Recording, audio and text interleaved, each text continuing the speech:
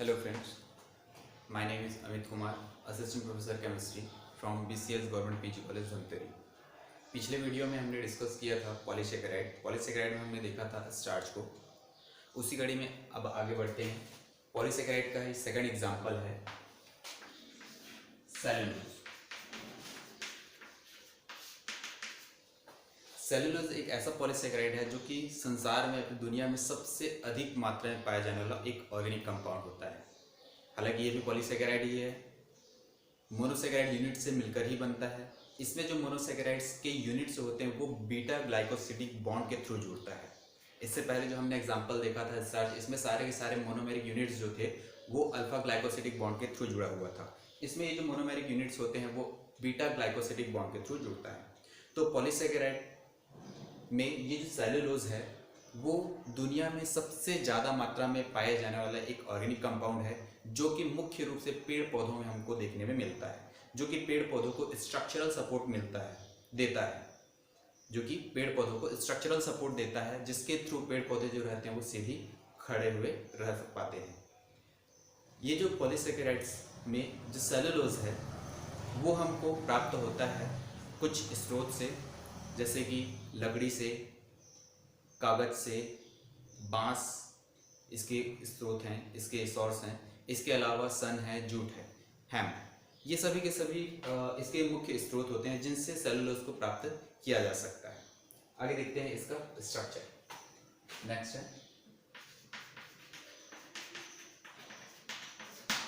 अगर हम सेलुलोज के स्ट्रक्चर की बात करें तो यहाँ पर सेलुलोज जो है वो एक पॉलीसेकेराइड है जो कि ग्लूकोज के मोनोमेरिक यूनिट से मिलकर बना हुआ रहता है। इसमें जो ग्लूकोज यूनिट्स होते हैं वो बीटा फॉर्म में होते हैं।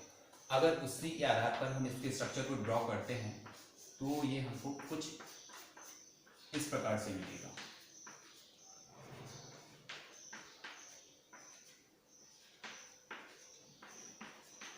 ये होता है बीटा डी ग्लूकोज। इसी प्रकार के बहुत सारे यूनिट्स होते हैं जो कि एक दूसरे के साथ में जुड़े हुए होते हैं।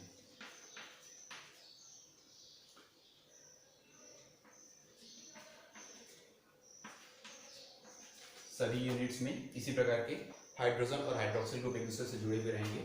मैं कुछ ड्रॉ करता हूं।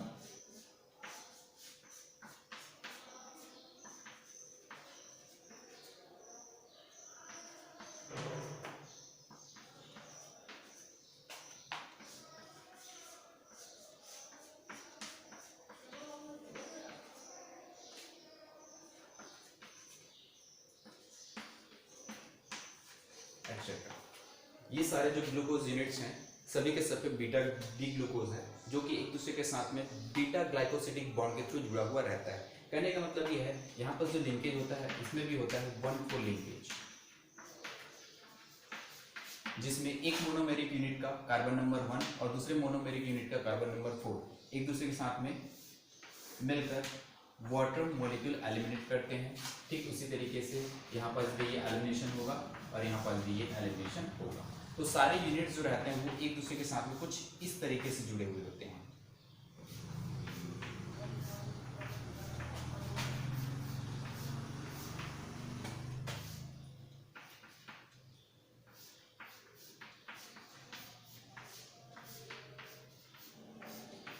अच्छा, ये इस तरीके से जुड़ा हुआ रहता है।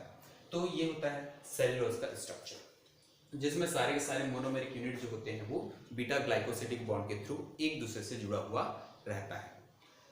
इसके बाद आते हैं इसकी केमिकल प्रॉपर्टीज में। यहाँ पर इसकी कुछ केमिकल प्रॉपर्टीज हम देखते हैं।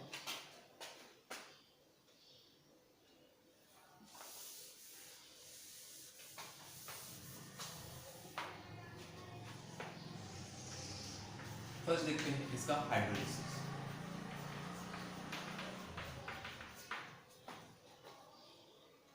यहाँ पर जो सेलुलोज है इसका जो मॉलिक्यूलर फॉर्मूला होता है वो होता है C6H10O5N।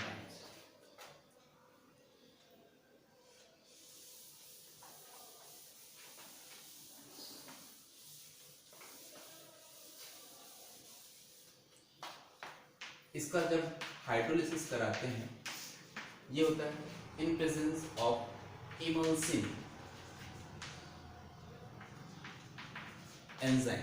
ये जो इमल्सिन एंजाइम होता है वो स्पेसिफिक होता है बीटा बॉन्ड क्लीवेज के लिए,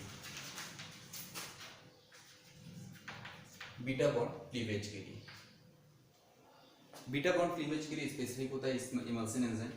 इस एंजाइम को यूज करने का कारण ये है क्योंकि यहाँ पर जो सेलुलोज होता है इसमें सारे सारे मोनोमेरिक यूनिट्स जो होते हैं वो बीटा ग्लाइकोसिडिक बॉन्ड के थ्रू जुड़ा हुआ रहता है, इसलिए इस स्पेसिफिक एंजाइम को इसमें यूज करते हैं। तो हमको एज अ प्रोडक्ट मिलता है C12H22O11 जो कि होता है सेलोबायोस।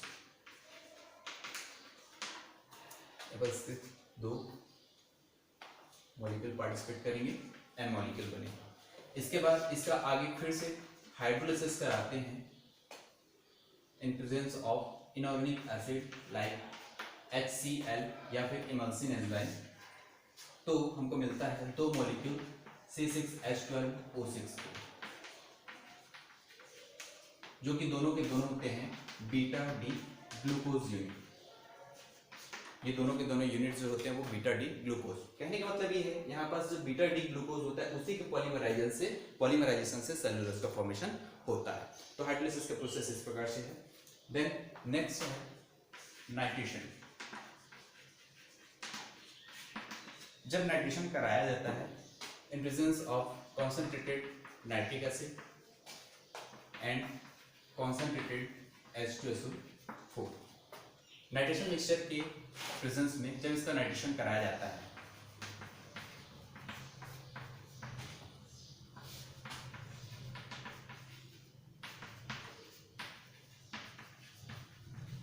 नाइट्रेशन मिक्सचर के प्रेजेंस में, तो यहाँ पर इसका नाइट्रेशन होता है। नाइट्रेशन के प्रोसेस के लिए मैं इसको थोड़ा सा डिराइव करना चाहूँगा। C6H7O2 और ये OH4, क्योंकि यहाँ पर स्ट्रक्चर में इससे पहले जो हमने स्ट्रक्चर देखा था इसमें हर एक ग्लूकोज के यूनिट में 3 हाइड्रोक्सिल ग्रुप फ्री रहता है, उसी हाइड्रोक्सिल ग्रुप का इस नाइट्रेशन मिक्सचर के थ्रू नाइट्रेशन होता है। तो हमको मिक्सचर मिलता है, एक तो मिलता है पहला सेलुलोज का मोनोनाइट्रेट डेरिवेटिव मतलब C6H7O2 ONO2 OH और ये OH, ये कहलाता है सेलुलोज मोनोनाइट्रेट। इसी प्रकार से मिलता है C6H7O2 ONO2 4 twice OH, ये होता है सेलुलोज का डाइनाइट्रेट डेरिवेटिव। साथ में एक मिलता है C6H7O2 ONO2 होल थ्राइस, ये होता है सेलुलोज का ट्राइनाइट्रेट डेरिवेटिव। ट्राइनाइट्रेट, ये जो सेलुलोज का मोनोनाइट्रेट, डाइनाइट्रेट और ट्राइनाइट्रेट होता है, ये एक्चुअल में इन तीनों में से ये जो सेलुलोज का ट्राइनाइट्रेट होता है वो कहलाता है गन कॉपर, जो कि एक एक्सप्लोजिव के रूप में यूज किया जाता है। कि कुछ इसकी केमिकल प्रॉपर्टीज है, इसके साथ साथ इसकी फिजिकल प्रॉपर्टीज होती है। फिजिकल प्रॉपर्टीज में ये है कि ये जो सेलुलोज होता है वो कलरलेस होता है, वाटर में इंसॉल्युबल होता है, क्रिस्टलाइन होता है। वाटर में इंसॉल्युबल होने के साथ साथ ये ऑर्गेनिक सॉल्वेंट में भी इंसॉल्युबल होता है। इसको घोलने के लिए यूज किया जाता है स्विट्जर रिएजेंट का। स्विट्जर रिएजेंट जो होता है वो होते हैं अमोनियम है कॉपर हाइड्रोक्साइड। ये अमोनियम है कॉपर हाइड्रोक्साइड होता है जिसको कहा जाता है स्विट्जर रिएजेंट, और इसी में सेलुलोज जो रहता है वो डिसॉल्व होता है, घुलता है। तो डिसॉल्व करने के लिए इस रिएजेंट का यूज किया जाता है। इसके साथ साथ यहाँ पर इसके कुछ एप्लीकेशंस हैं, जैसे कि स्टार्च के केस में हमने देखा था स्टार्च जो है वो मुख्यतः यूज किया जाता है भोजन के रूप में, लेकिन सेलुलोज को जो है वो भोजन के रूप में यूज नहीं किया जा सकता। कारण ये है क्योंकि हमारे डाइजेस्टिव सिस्टम में जो भी एंजाइम्स प्रेजेंट होते हैं वो सभी के सभी अल्फा ग्लाइकोसिडेज होते हैं, मतलब अल्फा ग्लाइकोसिडिक बॉन्ड को ब्रेक करने वाले होते हैं। हमारी बॉडी में बीटा ग्लाइकोसिडेज एंजाइम नहीं मिलता है। कहने का मतलब बीटा ग्लाइकोसिडिक बॉन्ड को ब्रेक करने वाले जो एंजाइम्स होते हैं वो हमारे डाइजेस्टिव सिस्टम में प्रेजेंट नहीं होते हैं। इस कारण से हम यहाँ पर जो सेलुलोज होता है इसका भोजन के रूप में उपयोग नहीं कर सकते हैं। इसके अलावा यहाँ पर जो इसके यूजेस हैं, इसके जो एप्लीकेशंस हैं वो इस रूप में हैं। इसका एक तो यूज़ किया जाता है गन कॉटन के रूप में, मतलब एक्सप्लोजिव के रूप में। एक्सप्लोजिव और भी होता है, ब्लास्टिंग जेली भी होता है, एक कॉर्डाइट भी होता है। इसको बनाने के लिए भी इस सेलुलोज का उपयोग किया जाता है। इसके अलावा यूज़ किया जाता है सेलुलॉइड के रूप में।